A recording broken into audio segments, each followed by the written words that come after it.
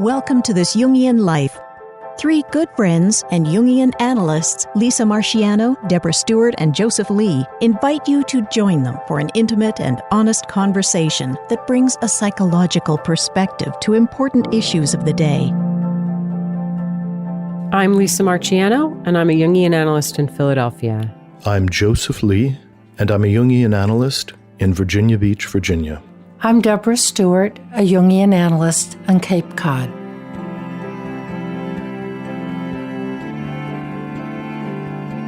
This week, we're going to be talking about the inferior function as it relates to Jung's typology and the process of individuation in general. Lisa is not with us again because she's still on vacation, and we're looking forward to having her back next Monday. So I'd like to start by just reading a quote from von Franz. The inferior function is the door through which all the figures of the unconscious come into consciousness. Our conscious realm is like a room with 4 doors, and it is the 4th door by which the shadow, the animus, or the anima, and the personification of the self come in. They do not enter as often through the other doors, which is, in a way, self-evident. The inferior function is so close to the unconscious and remains so barbaric and inferior and undeveloped that it is naturally the weak spot in consciousness through which the figures of the unconscious can break in. There, one has to succumb. One has to suffer defeat in order to develop further. It is contaminated with one's animal nature, one's unadapted emotions and affects. So, today we're going to be talking about how we can identify the inferior function and what does it look like as it begins to express. I think von Franz's image of a room with 4 doors is so vivid and so apt, and that it is the 4th door through which the unconscious, where the veil is thinner, the door is not locked there, she says. So the unconscious can kind of just push the door open. And I was also thinking of the line from the LEONARD Cohen song of, "There's a crack in everything. That's where the light gets in." Well, of course, there's also shadow. We never get just one thing. We get, in effect, the whole enchilada. The 4 ingredients of the enchilada. Yeah. Joseph, you've said this before on the podcast, and I think this is the perfect place to amplify it, of your image of the temple in ancient times where the initiates would walk the 4 walls as a way of building on the image von Franz offers us. Yes, and this is something that I picked up from Jung's writings, and I really just cannot remember exactly where he posits this.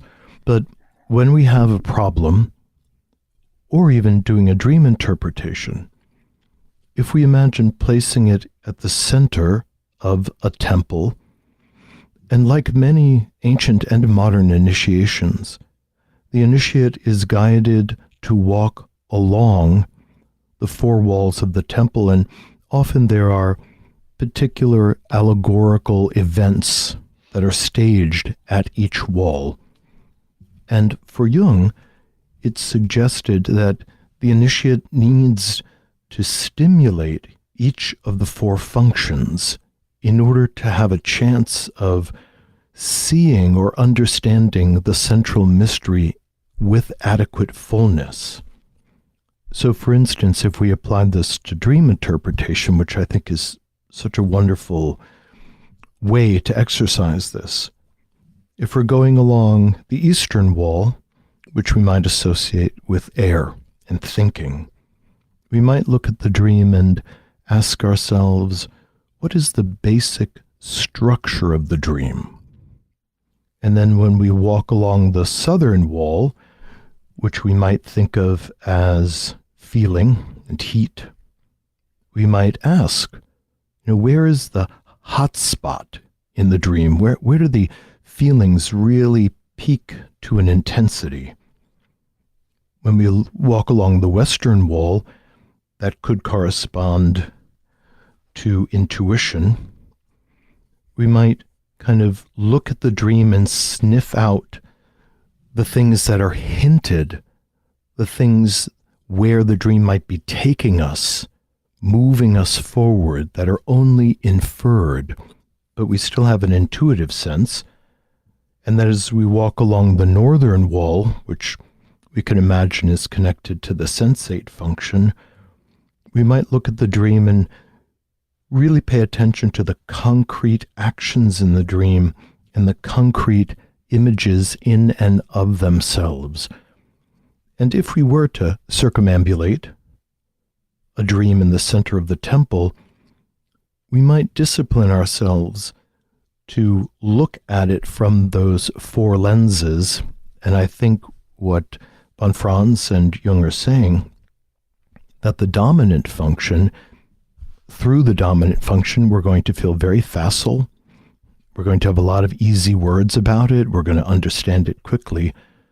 But when we get to the least developed function, we often get flummoxed. We're not sure how to verbalize what's happening from that perspective, and can even feel really embarrassed that we can't quite pull together that way of looking. But that's where the gold is. That's the growing edge. I like the image of the temple and the analogy that you made to the four functions that Jung identified. And that is the nexus of his typology, is that there are four functions that we have some ego access to, although that fourth function has 1 foot in the unconscious and 1 foot in consciousness. It's never fully integrated. But just to review very briefly how Jung, first of all, came to this theory, is that he had worked with Freud, and of course he knew Alfred Adler as well. Freud basically, and this is a very simplistic gloss on Freud's theory, but Freud was really positing that human beings were grounded and rooted in their search for pleasure and relationship.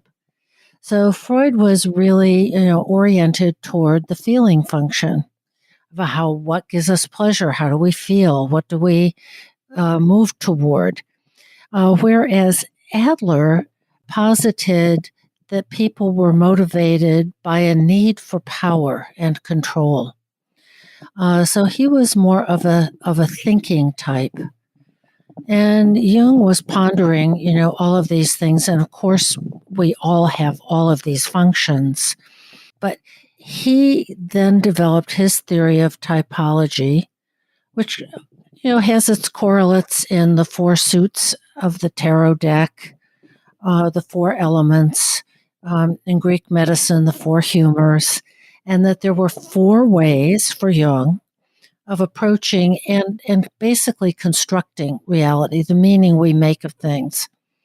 So Jung posited that we have two rational functions: decision-making, valuing, judging functions, of how we make sense of things, and that those are thinking and feeling. And the thinking function is more objective, as if we're looking down on something from above, like Napoleon, for example. We could imagine he stands on a hilltop and directs the troops. And then feeling, which is more up close and personal, more subjective, making a decision or evaluation on what we feel about it. And that might be analogous to Braveheart down on the field with his troops. And then there are two functions that are non-rational, that are just direct experience in the moment. And one of them is sensation, which relates to tasting, touching, feeling, hearing. And the other is intuition, which is, I have an idea. it's going here. I think I can make something of this. And we're oriented toward the future and having a sense of carrying it forward.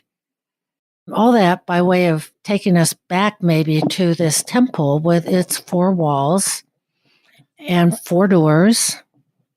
And then we have that one door that gets just pushed open. And that's where the inferior function lies. So the inferior function, when it does just burst through the door, are all of those times when perhaps we've been off our game, so to speak, and we blurt something out at a meeting or at a party, and then we're kind of horrified that we did that. For instance, if somebody's feeling function is inferior and they're watching a movie with some friends and they find themselves suddenly tearing up at a movie, somebody with inferior feeling might feel really humiliated that they teared up and not want anyone to see it, and it doesn't make sense to them, and they're never like this. And what the heck is going on? So the inferior function often embarrasses the ego because it's not coming through the really refined, considered gate that the primary function does. Yeah. It is archaic. It's our least developed function. Although there is a whole system around typology, the place to go if you want to know where your inferior function is just what you were saying, Joseph, of when is the last time I was feeling out of control, when I said something or did something that I regret or that was embarrassing. Where are the places in relationships with people, of the people I just can't stand? Where do I feel stuck? Where is it chaotic, confusing, swamping, entrapping? When do I, with whom do I feel those things? And another example, just as you were saying, Deb, is we all have friends who simply will not dance with their partners. It's almost a trope. It's like, my husband will never dance with me. And if I do get him to dance, he's humiliated when I ask him to dance. Perfect example of the inferior sensate function. Yes. And even though everyone might say, well, you dance fine, you look like everybody else on the floor. But internally, because it's coming through the unconscious door, it seems wacky and awful and crazy and not understandable, but mostly humiliating. And I think that's an important dynamic, because the word humiliate, similar to the word humble, similar to the word humus, which means earth, and the way that the inferior function humiliates the ego is diminishing its power. It's pushing it down back into the earth in a really grounded kind of way. And it's an attempt to dethrone the ego's attachment to the primary function. So if somebody's a very, very strong thinking type, and perhaps they have an entire career through organizing thoughts in brilliantly logical sequences, bursting into tears when their first child is born, really throws the thinking function against the wall and stuns it, knocks it out. And all of a sudden, all of this massive emotion comes through, and often the thinking type feels really humiliated, even though it's perfectly reasonable to have those feelings. Because when the inferior function comes barging in, it comes in such an intense, surprising, and kind of archaic way. It takes us over. We're suddenly immersed in something that we really didn't expect. It's, a little bit like the tsunami. Your analogy to the thinking type, who is present at childbirth, is really very striking. of the man who just bursts into tears or who faints in the delivery room. That there is the inferior function. And of course, something like the birth of a baby, a birth of a child is huge. But it causes us to avoid that function. It's as if, oh my goodness, I really fell off my horse in that situation. I had an outburst in the middle of the meeting that was awful, or I fainted when, as a good, strong guy, I shouldn't have fainted. And then we tend to avoid it even more, which only creates more pressure and more power in the unconscious, because that part of us does want to be acknowledged and invited to have a seat at the table.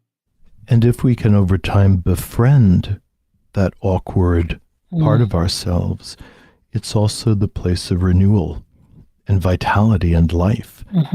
And many, many people, as they move towards retirement, for instance, find this drive to go into the inferior function in a way that they didn't have the courage to earlier. So that person whose sensate function is undeveloped, maybe in retirement, all of a sudden, they're willing to learn how to ballroom dance with their partner, and they'll start taking a couple lessons. And yes, they have 2 left feet. And yes, it feels really magical when they can execute a little pattern. And then they look back and say, well, what was the big deal? Why was I so resistant to this? Or the person who doesn't have good access to feeling decides that they're going to join the community theater and they're going to play around with acting, which is in this realm of feelings and human psychology. And they discover, while they're not very good at it, because most of us aren't very good at our inferior function, they love it. And it feels incredibly enlivening.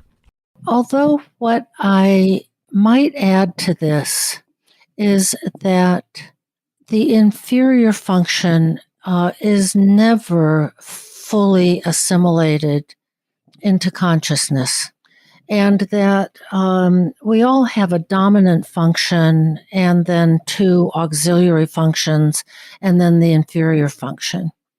So we all have a dominant function that is either thinking or feeling category, or sensation or intuition, the non-rational category. And then your auxiliary feeling will be from the other. So for example, Joseph, you and I are both dominant feeling types. And that means our auxiliary from the non-rational pair is either sensation or intuition. And we're both intuitive types. So then we can really work on the tertiary, the third one down the line, which is going to be, in our case, sensation. But the inferior function remains a little untamable. We could take ballroom dancing lessons, and if only we lived a little closer, we could do that. But the inferior function insists on keeping one foot in the unconscious. Both Jung and von Franz are very clear that the way to do that is through internal kind of practice of active imagination, journaling, art, some way of working with ourselves in this both fascinating and repelling realm of the inferior function. And that can be a really conscious task that we take on once we have language to describe the inferior function. And this is where typology can be so helpful in terms of individuation. And really, it was part of how Jung was trying to describe something of a map to move towards individuation, that if we could just discern our typology, then we could also surmise the functions that are least comfortable or least developed. And the Myers-Briggs Typology inventory is very helpful with this. that didn't get published until after Jung's death, so we don't know what he might have thought about it. But it seems to be pretty effective, and people find it useful, and it helps us see what our inferior function is. When I was thinking about the awkwardness of it, I found my mind drifting back to a poem that I had actually read on a previous podcast called Sometimes a Wild God, which could absolutely be about the inferior function. And I'll just read the first two stanzas very quickly. It's a rather long and beautiful poem by Tom Hirons. And we'll put a link to this really wonderful piece of art. It starts, "Sometimes a wild god comes to the table. He is awkward and does not know the ways of porcelain, of fork and mustard and silver. His voice makes vinegar from wine. When the wild god arrives at the door, you will probably fear him. He reminds you of something dark that you might have dreamt, or the secret you do not wish to be shared." And it goes on from there in a really lovely way. But those descriptions, those images really give us the feeling of how awkward and primal the inferior function is when it knocks on the door, and how anxious we can become when it leans into us. I like that image of the wild god that comes through that door in the temple. And I also go back to your saying that typology, something like the Myers-Briggs Typology Indicator, provides a map. It doesn't say, this is who you are, that's it, it's final, kaboom. It does, however, help us get a good idea, if we don't know it already, about what this function feels like and how it kind of lives in us as that wild, kind of fearsome or avoided place that nevertheless, bursts in often at just the wrong moment. Jung really did feel that understanding one's own type was the alpha and omega of the individuation process. And of course, he was not the originator of the Myers-Briggs. That fell to a mother-daughter team at the beginning of the 19th century. Catherine Briggs and her daughter, Isabel Briggs Myers. And they apparently had a garage where they, developed this assessment tool, and their garage was just stacked full of papers that they collated and tabulated, et cetera, by hand in an era that was free of all of our computing systems. And it's been widely used by corporations and so on.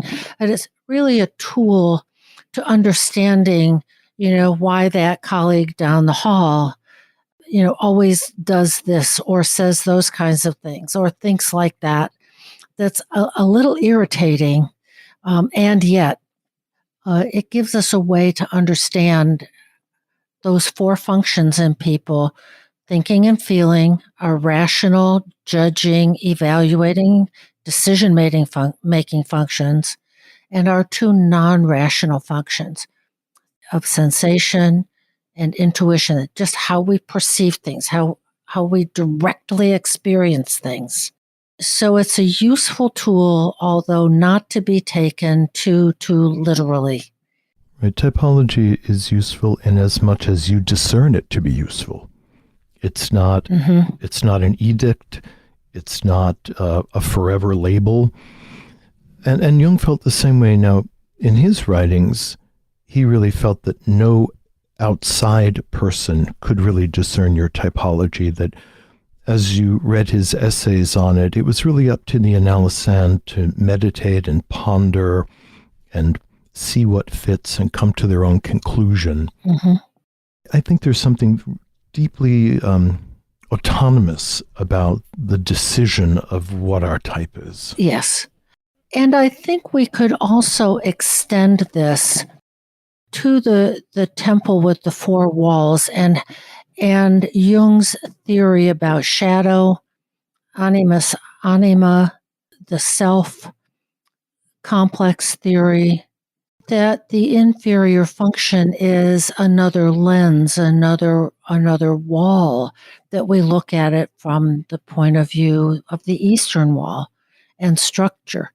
We look at it from the point of where the Southern wall is of our feeling and our heart. And that inferior function, complex, shadow are all ways of what is our relationship to the unconscious? How do we experience that? And I envision Jung sort of moving around these four sort of compass points, as it were, and looking at that central dynamic of how and where and when do we relate to what is in the unconscious. To me, that really is the nexus of Jung's whole theory. Where and how do we meet the rest of ourselves, the unknown parts of ourselves? And this goes to the way that the psyche projects as a way of forcing us to become interested in something, either by finding it aversive, but we can't take our eyes off it. Oh, it's so disgusting, but I keep looking at it. Or idealizing, oh, it's so marvelous. I don't know how they do that. And categorically, interestingly enough, those things really come together. And it's one of the reasons we will fall in love with somebody because of a certain quality. And often they exhibit our inferior function as their dominant function and do it in such a beautiful, elegant, conscious way that we're mesmerized. And then a couple of years into the relationship, it's the same function that irritates the hell out of us. And we start complaining about the very thing that made us fall in love with somebody. Yeah. It's sort of, I love you. You're magical. You're perfect. And then 2 years later, now change. Absolutely. Leave me alone. But you're right. You've touched on projection of that. That is the place where we tend to blame the other as if the source of our feeling lies outside ourselves. It's what another person did or didn't do, or the situation that we're in, and it's out there instead of in us. Or we could also flip it around, that it may be the place where we introject. I'm just not good at this. I'm terrible at this. I'm just, oh God, I am so awful and so dumb. And we beat up ourselves instead of considering it and reframing it as an invitation to meet our inferior function, the complex, the shadow. There are lots of terms for this. Can we get curious about it? How can we approach this wild God, or let the wild God in? And the wild God doesn't always know which silverware utensils to use. Absolutely. Eats with its hands, drops food on the floor. It's kind of embarrassing, but also can impart a kind of magical tumult to the ego. And when it comes back, it feels renewed, even though it was kind of chaotic and sloppy. So there is a way in which we meet the wild God, whether we know it or not. Every single night, we can dive down into our dreams, because there is where many a wild God lives. In the unconscious, as you've often said, everything is permitted.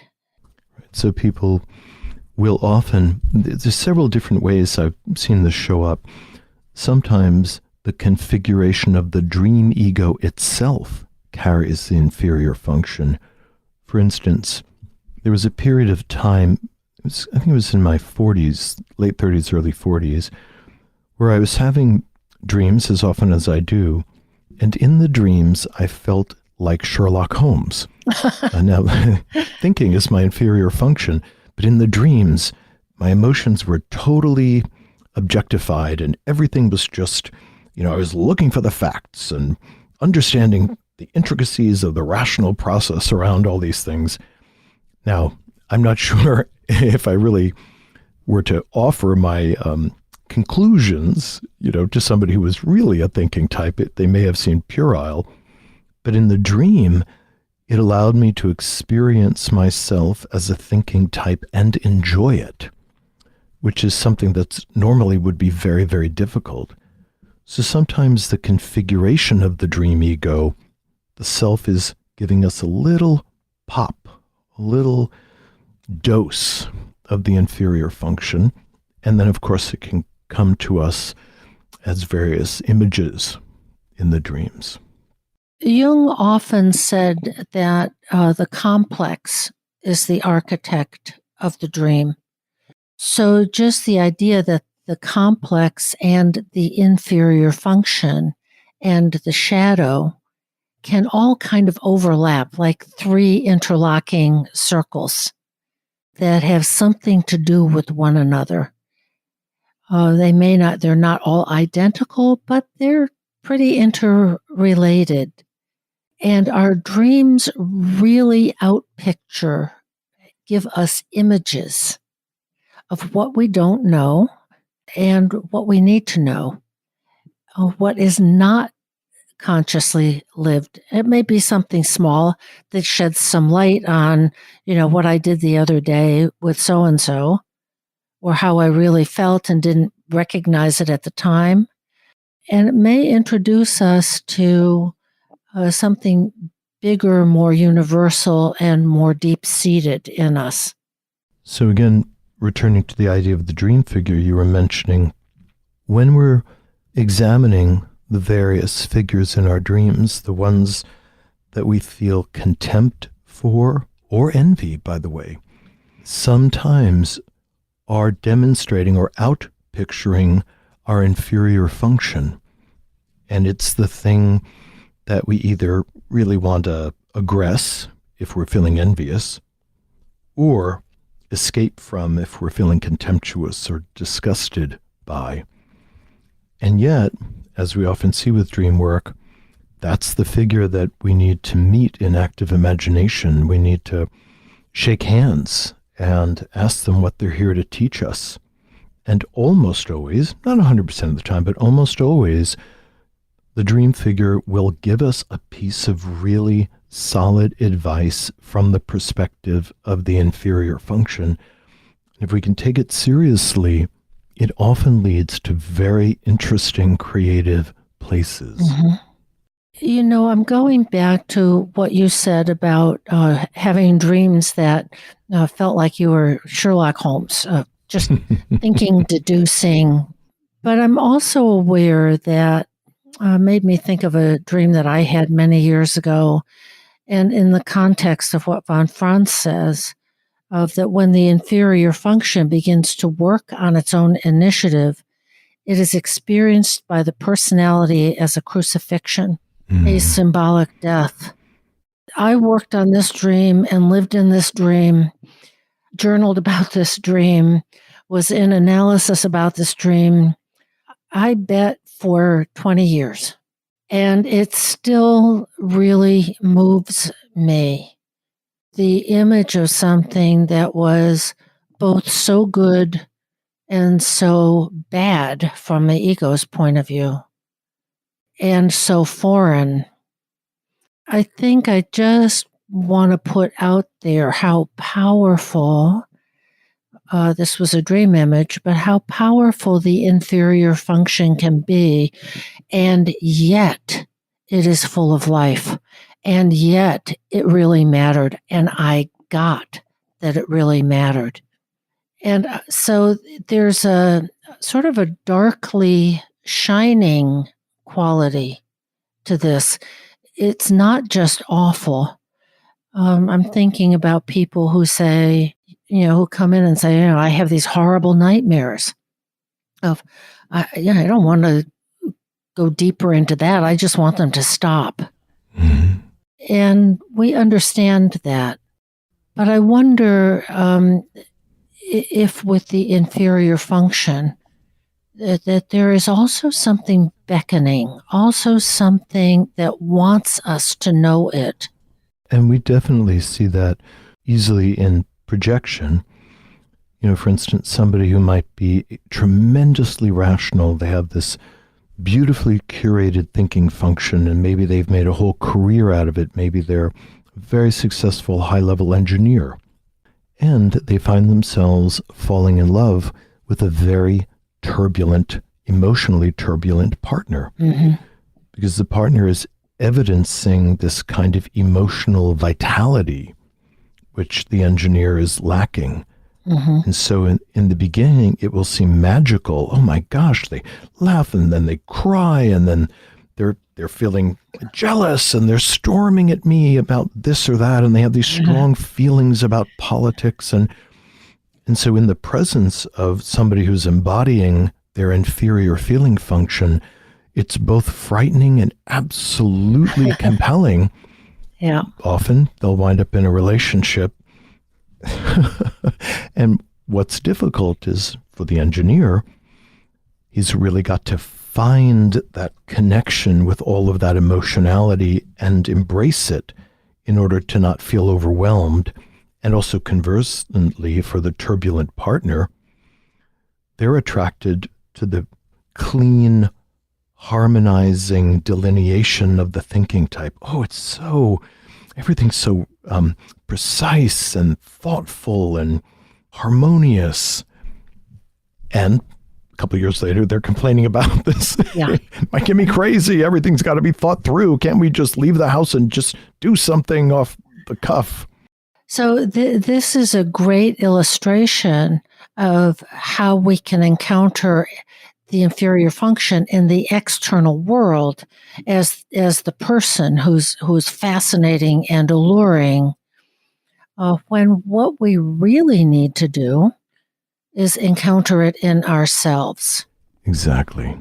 And von Franz, who has a lecture on this that I'm quoting from, is very, very clear about this. She illustrates a case analogous to what you were just saying, Joseph, by saying that there was a 60-year-old man who retired and then woke up one morning and in this burst of emotion said, "I've just realized what I am." He'd been a businessman. He said, "I'm a bum."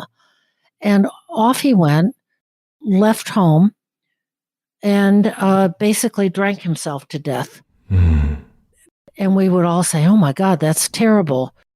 When what he could have done and should have done is to engage that part of himself that was a bum as an internal exercise, as a dialogue with himself, rather than acting it out by, hitting the bottle, to put it in a colloquial way. That we need to go within, because why? That is where a symbol can arise, and that is what unites consciousness and the unconscious. In my dream from so long ago, it was such a powerful light and dark symbol of a creature that we lived together. I tried to draw it. I never actually succeeded, but I tried. That something inside arises that is the unifying function, not that it's ever entirely assimilated into ego, consciousness, and rationality, but it's a call to work with ourselves. Yeah, I think that's exactly and beautifully well said. We need the help of the psyche in order to get some grip on the inferior function. And according to Jung and von Franz, we also have to be humble that the inferior function is unlikely to ever be fully integrated within a given lifespan. But any access that we can gain to it with a sense of goodwill and often good humor, for that matter, gives us access to a well, kind of an access to the aquifer that we can kind of reach deep down and at least ladle out a little cupful of it once in a while. Right. And find that we are renewed, we're less exhausted, we feel refreshed, even if it feels kind of goofy or awkward. So this does relate very much to Jung's ideas of the complex, or animus and anima, as the bridge to deeper layers of the unconscious. And those are, I like your word, they're our aquifers.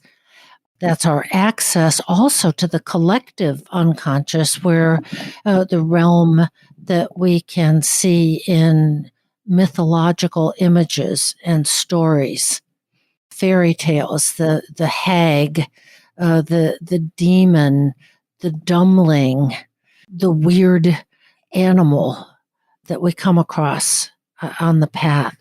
And we need access to that part of ourselves if we're going to be fully alive.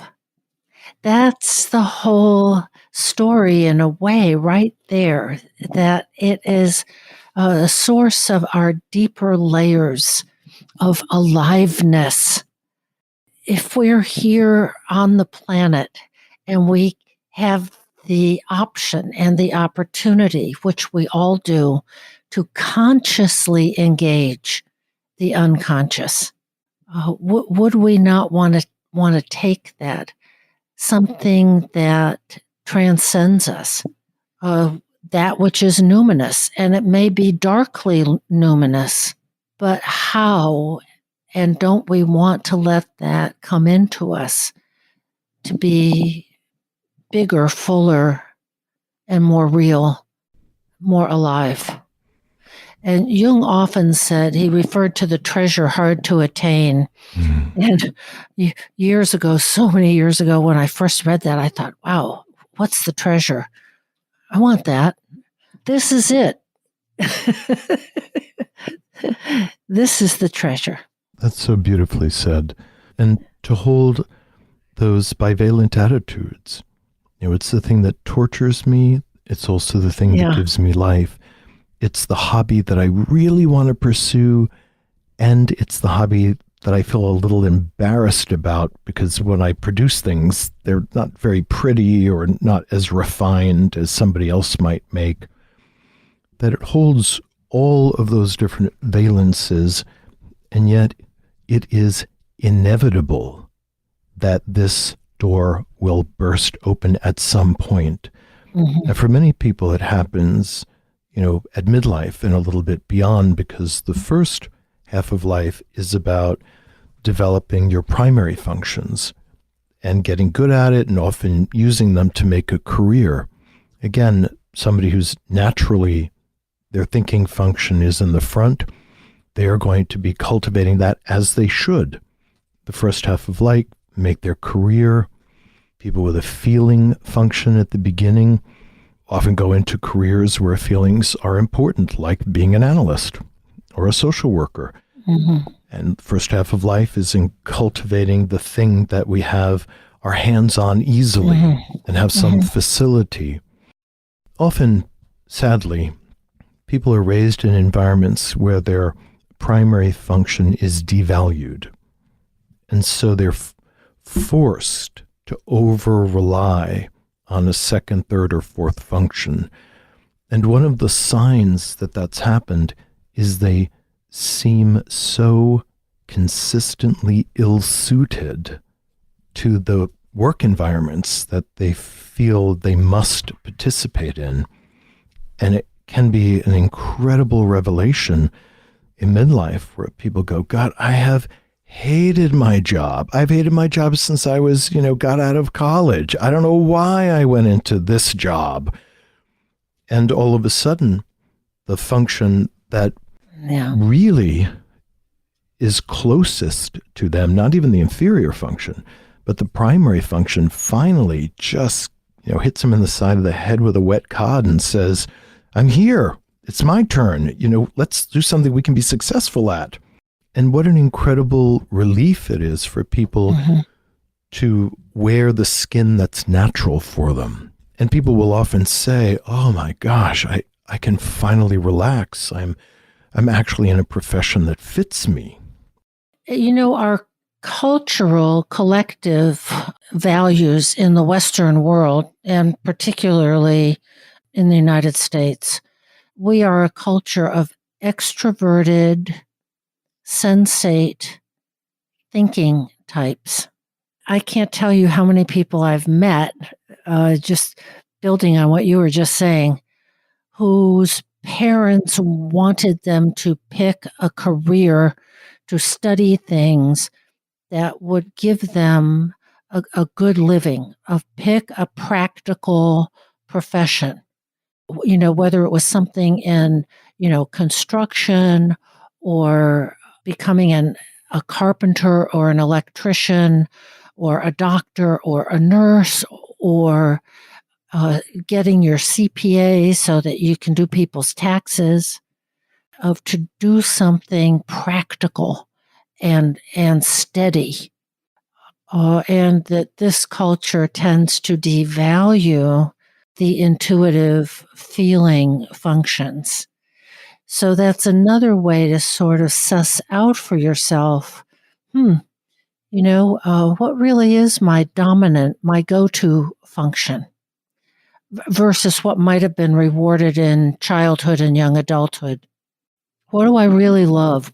What do I love to do the most? And loving, and if we're talking about finally claiming our true dominant function, something that I actually am really good at. And can I monetize, for instance, make a living at something that I love and am really good at? One of the warnings on the other side of that is, never try to make a career out of your inferior function, because you're just never going to refine it in the way that somebody who's natural to it would, but definitely get involved in it purely as an amateur. And the word amateur, the root of the word amateur is somebody who loves a thing, which is really going in just because you love it. Yeah. And you can think back to what you loved doing the most as a child. We come into this earth kind of pre-wired for a lot of things. And when we're really little, before anybody was thinking about what we would be when we, quote, grew up, we automatically gravitated to certain things. We're neurologically wired for certain preferences. We have them all. This is not stamped in us like eye color, for example. But think back to what you really liked doing, because you did it a lot. And those neurons grew and developed, and they're still in there. And it can give you a clue as to what your dominant function is, or what is now calling you to be further developed. I have, as my tertiary function, a sensate function. And I remember going through a period where I was a young wife and a young mother, where I developed my sensate function through baking. I was absolutely in a state of idealized reverence toward Julia Child. I baked bread. I baked cookies. What more of a hands-on activity could I possibly have chosen? At any rate, without being too focused on ranking all these things, of course you can take the Myers-Briggs Typology instrument, and you can also pay attention to what calls you, what interests you, and use it a bit, all of these things as a map. And, to go back to the old trope, of course, the map is not the territory, but it helps. Absolutely, because particularly when we're talking about the inferior function, it's not visible to us. So even just taking the Myers-Briggs, figuring out your inferior function, can at least help you go on this internal birdwatching venture. You're wandering through the jungle inside of you with binoculars, trying to catch a glimpse of this strange colored bird called your inferior function. And you have to do it thoughtfully. You can't go crashing through the underbrush. It'll fly away, and moving very quietly and attentively, trying to kind of catch a glimpse. Mm-hmm. So I thought that I would just provide a little description about what the inferior function might look like or feel like. So when thinking function is inferior, somebody can often discover that they have very deep, unconventional, unstructured thoughts, which feel very innovative, very original, and they also can be tinged with a sense of wholeness because it's coming from the original matrix of the unconscious. So this is very true for me, and I notice it even when I listen to the podcast that, when I'm verbalizing what I'm thinking, often I'm digressive and I'm in circles and spirals, and I'm exploring, and I've often been told by listeners that sometimes they're interested in what I'm saying because it is unconventional, that it doesn't sound like, the expected party line around one thing or another. And I experience that when I'm thinking about something, I'm kind of fishing around inside myself. Wouldn't want to make a living at being a thinker, but it absolutely informs that part of my personality. When feeling is the inferior function, such a person really does have very profound, unverbalized feelings, and often deep, heartfelt connections, ironically, to other people. So I think when I've done analysis with strong thinking types, and the defenses kind of rest down, I'm surprised at how heart-achingly attached they can be to their spouses, or how lonely they are, and how aching they are to feel a sense of connection on a deep level. When sensate is inferior, deep in the unconscious, there is a kind of organizing cosmology somewhere in the unconscious. And it's at a very, very deep level, because often on the surface, the outer world can look a bit chaotic when someone has very little sensate function. But this will often show up in the dreams. And for instance, some people will dream of cities that are meticulously organized on a grid. And when I hear that, and they talk about how satisfying it is that the city, everything is so apportioned, I'm wondering if that's an inferior sensate function, and they're just kind of brushing against this order. And those for whom intuition is the inferior function often have very profound senses of the archetypal potential of something.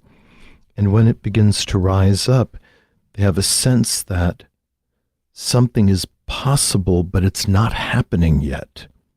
And what do they need to do to bring forward a potential? But it's a very deep and mysterious kind of feeling. So those are some guideposts, perhaps, for people to wonder about their inferior function. And overall, I think what we're talking about today is how, in the context of the inferior function, which is related to shadow, which is related to the complex, which comes to us every night in dreams, how and that we can connect with the unconscious. Of that doorway in your original image of the temple walls, of the thing we often defend against. We may project it onto somebody else or onto a situation. We could beat ourselves up about it. And yet that is the doorway into our own depths, which affords us a sense of aliveness and fullness and wholeness. That's why it matters. And just as a conclusion to today's podcast, I'll just read the final stanzas of this poem, Sometimes a Wild God, which I think puts us in the feeling.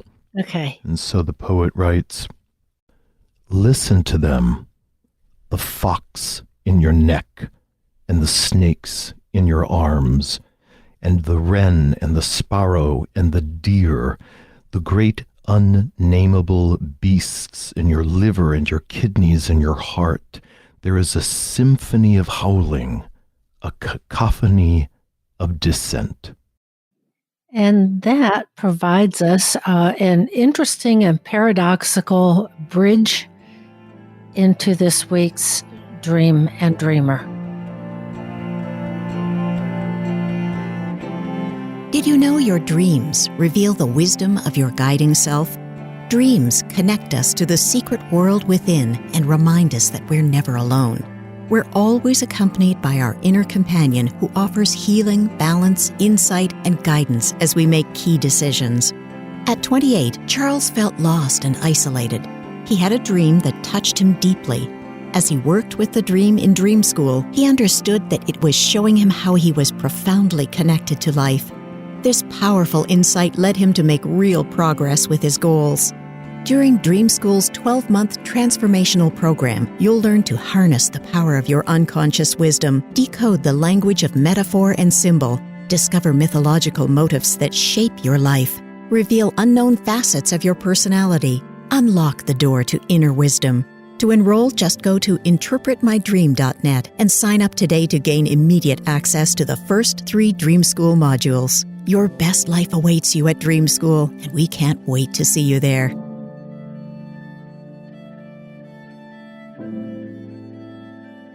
Our dreamer is a male. He's 25 years old, and he is a musician and in sales. And here's the dream. I was swimming in the ocean at nighttime. I was surrounded by a school of gigantic, hot pink jellyfish the size of hot air balloons. They were almost bioluminescent. I looked down and saw a massive sea creature rising from the depths. At first, I thought it was a blue whale. As it got closer, however, I realized it was the size of several blue whales and shaped almost like a man. I was filled with terror and awe and swam away to the shore. On the shore, I was talking urgently with Doctor Who. Suddenly, we were attacked by Daleks, a fictional alien species. As they flew toward us, we ran away toward the ocean. We didn't go underwater, however. We ran on top of it. As we ran across the sea, pursued by the Daleks, the jellyfish and whale man from before rose out of the water, running and flying around to protect us. And for context, he says, I had this dream a few days after I moved out of my childhood home and into my own apartment several states away. This is the first time in my life I've been financially independent and lived on my own. The main feelings in the dream were joy and wonder when swimming with the jellyfish, terror and awe when I first saw the whale man, urgency, exhilaration, and adrenaline when being attacked by the Daleks, and relief and love when the sea creatures rose out of the water. And for some additional context and explanation, he says, I started recording my dreams about 9 months ago, and this has been the one that stuck with me most. I frequently dream about Doctor Who and Daleks, as I often used this TV show as an escape during traumatic times in my childhood. And just as a little bit of context for those who may never have seen an episode of Doctor Who. Thank you. And what about, you're going to tell us about Daleks too, I hope. Will, because Okay. they are both in the series. You know, it started out as a rather campy, kind of heroic journey story, and then it's been remade with better values, production values. But Doctor Who is a kind of Sherlock Holmes, brilliant, always knowing the thing that should be done, and organized a team of people around them. It's, turns into this kind of intergalactic, sometimes mystical problems that have to be solved.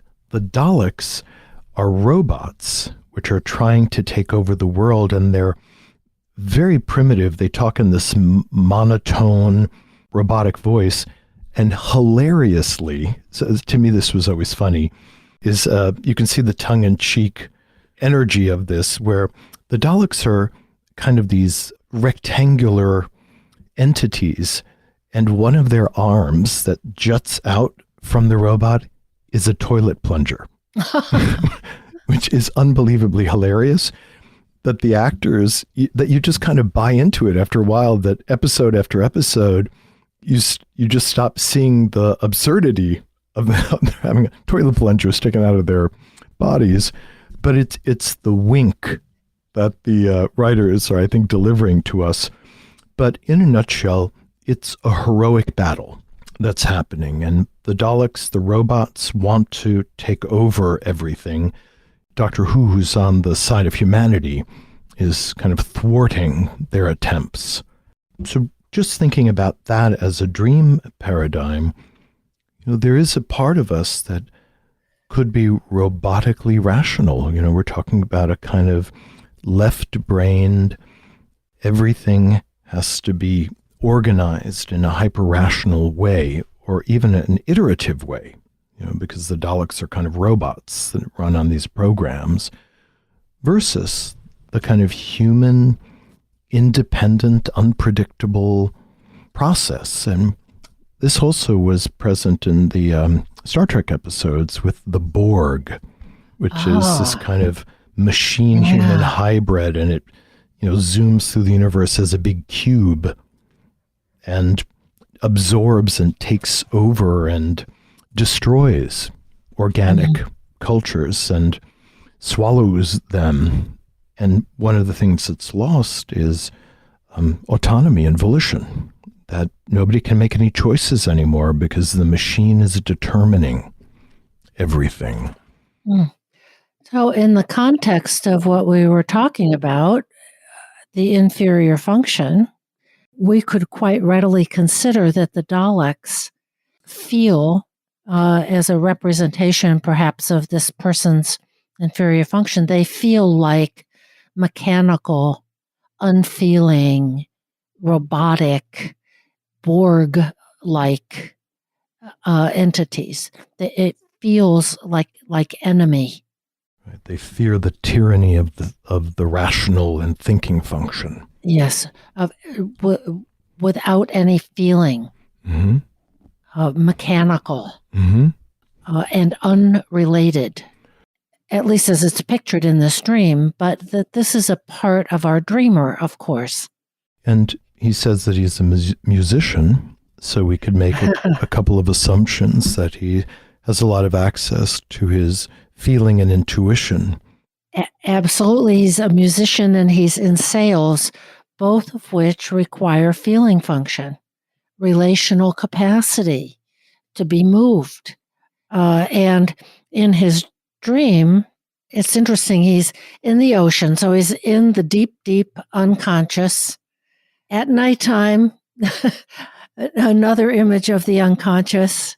And the first thing he sees are the wonderful magical creatures. The hot pink jellyfish, the size of hot air balloons. They're almost bioluminescent. I mean, you can feel sort of this magical quality of like, wow, that's amazing. And then this giant sea creature, the blue whale, etc. And then that's contrasted with the image of Doctor Who, which is a human-friendly, thinking Sherlock Holmesy kind of image. So there's the thinking function in its positive aspect, and the Daleks, we might conjecture the thinking function in its negative aspect.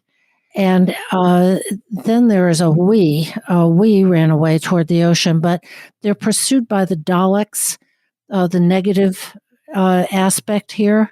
and the jellyfish and whale man who are trying to protect. So we have here a really good image of an inner conflict between this magical sea creatures and the mechanical, unfeeling Daleks. And if we think about the unfeeling mechanical Daleks as invaders, I mean, they're not indigenous to the Earth.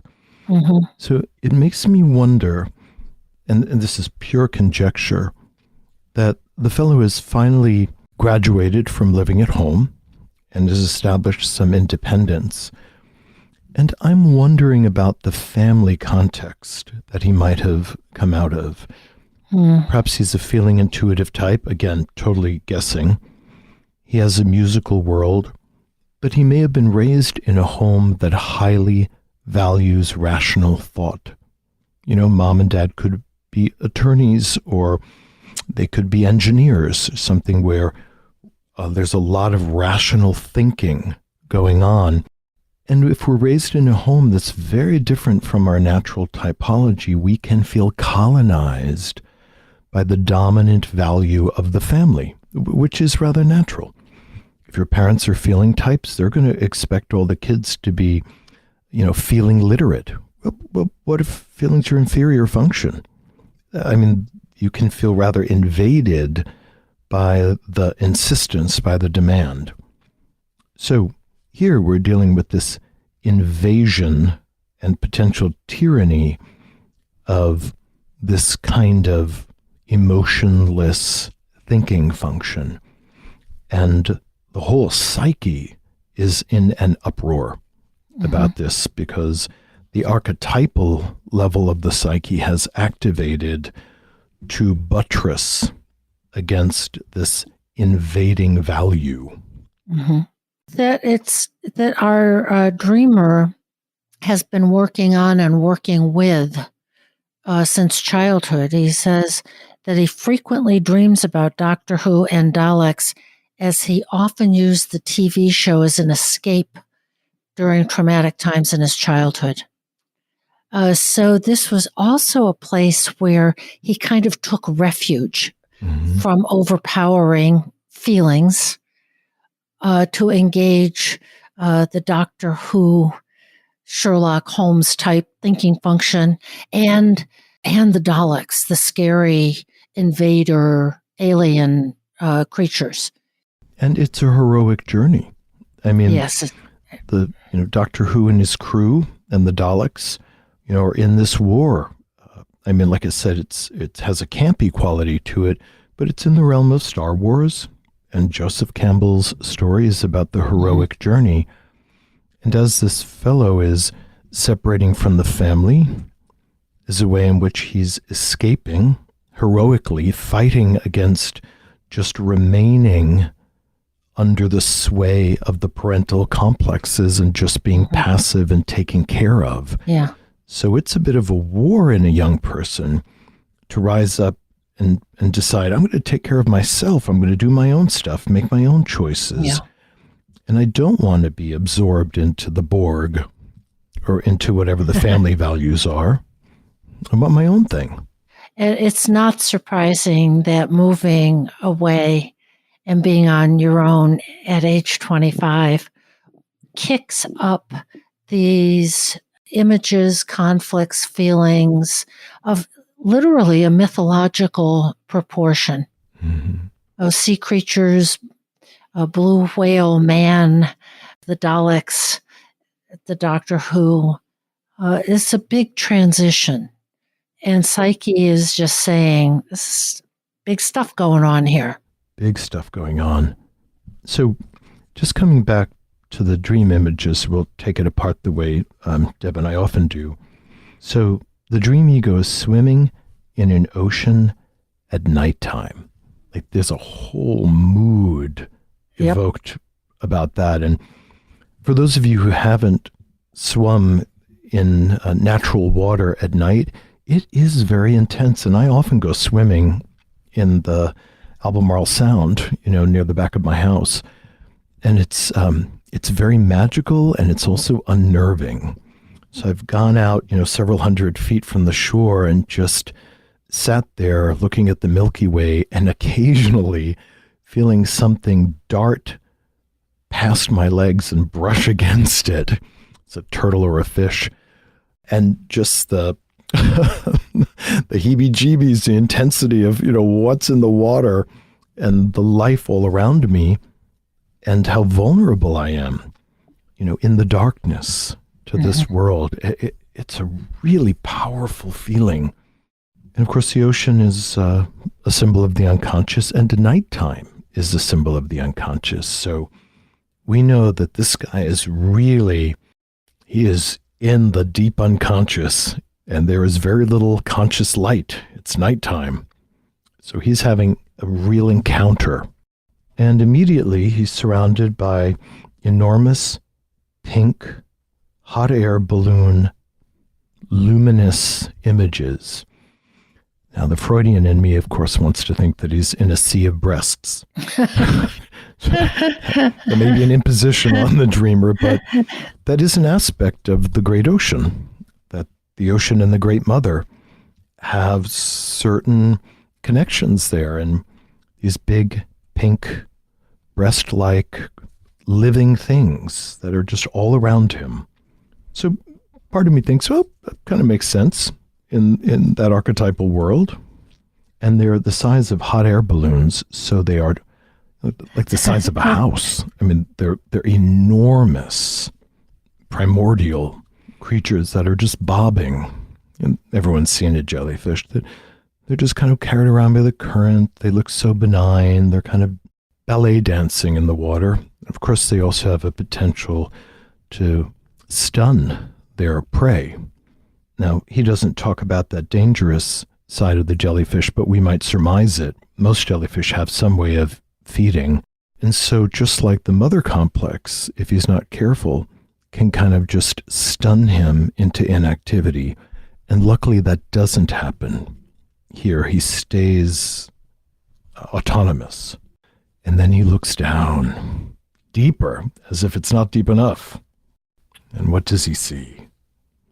A massive sea creature rising from the depths, which at first he only can see the shadow of until it gets closer and closer. So we know that he has sunk down to an archetypal layer of the psyche, which portends often massive change. I was thinking about your dream, Deb, where you encountered an extraordinary, indescribable creature, and that was a portent of great change. In a way, I think this all portends and sort of indicates just what he's feeling in a way in conscious life, is that this is a huge transition, that it does touch deep strata in his psyche, where all these parts of himself, represented by the blue whale shaped like a man, the jellyfish, the Daleks, the Doctor Who, are all activated as he lives out this part of his first half of life journey, living independently. Yeah. And that there is, we were talking before about the inferior function. It's a doorway to his own deep layers, his own unconscious, and his own source of life. And nothing bad happens to our dream ego. The dream does not say, I was devoured, or, huge bolts of lightning, came charging at me from the sky. There is a lot of turmoil and a lot of activity as the protective, positive forces engage with what seem like the persecutorial, dangerous forces. And when I think about the enormous blue whale-ish creature, that it looks like an enormous humanoid figure. Yeah. So then we're in the realm of the anthropos, which is something that Jung talked about, that there is the archetypal human being, the grand man that shows up in mystical literature or in Kabbalah, Adam Kadmon, that that there is this humanoid spirit that rises out of the depths. When the anthropos is activated in a dream, it is often exerts a profound demand to move towards wholeness, and sometimes it activates because the person is really strayed from their path of who they are organically. And so the matrix rises up and really puts some kind of force into the dream ego, tries to re-impress the original matrix, which is frightening and terrorizing, and he swims away to the shore. The anthropos is also another image of the self. So at 25, that's pretty young to have an encounter with the self, and his experience of terror, which I might suggest is awe, is understandable, and yet he has had the encounter. I mean, it did occur, and you can't undo it. He flees to Dr. Who to me is also kind of a positive father figure. He flees into the heroic attitude. It's just too much to be that close to the self. So he goes back to the heroic attitude, and the tension, as we've said before, is between the human and the inhuman. And the forces of being human protect him from whatever the inhuman invader represents. If we had the dreamer here, it would be interesting for him to really surmise what the Daleks represent in his own psyche and what the battle is in him. But as you said earlier, Deb, it easily could be an image of trauma of some kind. So I can understand that the dreamer's in a really intense place, very intense. He's really on track with his heroic journey. He's a bit burdened as a young person to have an activation of the self. But if he can rally this determination to get himself on track and to validate what is rising up in the ocean of him, he can set the right course. You've been listening to This Jungian Life. From our website, thisjungianlife.com, you can follow us on Twitter, like us on Facebook, help us produce future episodes by funding us through Patreon, and submit your dreams for possible interpretation on another episode. We'd like to thank our listener who shared a dream for today's show and hope you'll let us know what topics you'd enjoy hearing more about. Until next time, keep living this Jungian life.